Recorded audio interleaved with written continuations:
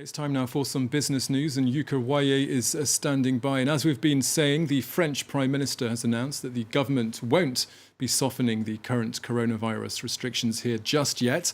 That's a disappointment, Yuka, to the country's 330,000 retailers who were hoping to see their tills ring before Christmas.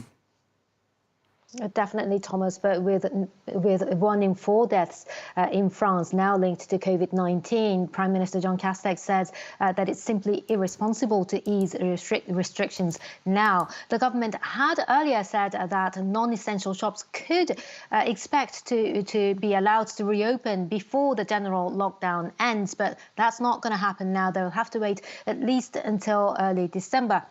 And as for bars and restaurants, they will likely have to extend their closures even longer than that. Now, the Prime Minister stressed that the government would do everything it could to help small businesses. It will keep in place an aid of €10,000 for companies with fewer than 50 employees.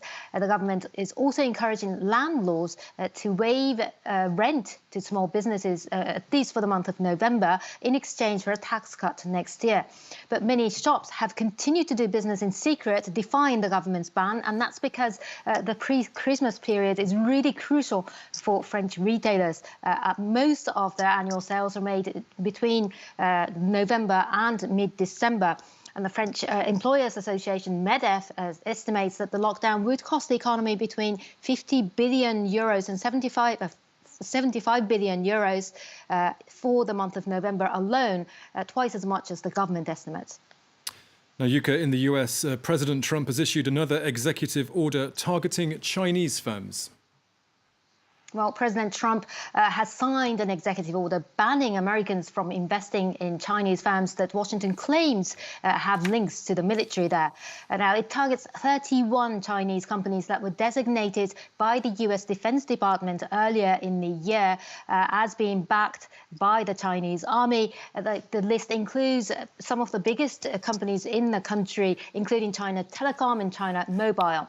The ban is set to take effect on the 11th of January, just days before a new president will be sworn in the United States, and American firms and investors will be barred from buying stocks in those companies. Moving on, Yuka, you have some news for us from the French car maker Renault. Tell us more. Well, Renault accuses Nissan of dragging down on its results for this quarter.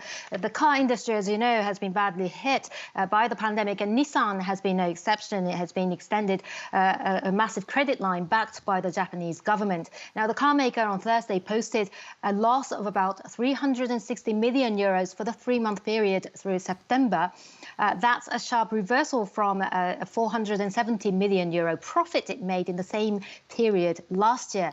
Renault, as you know, owns 43% of Nissan, and it says that the Japanese partner negatively contributes to Renault's third quarter net income by about €30 million. The alliance has, of course, been already badly shaken by the Carlos Ghosn scandal.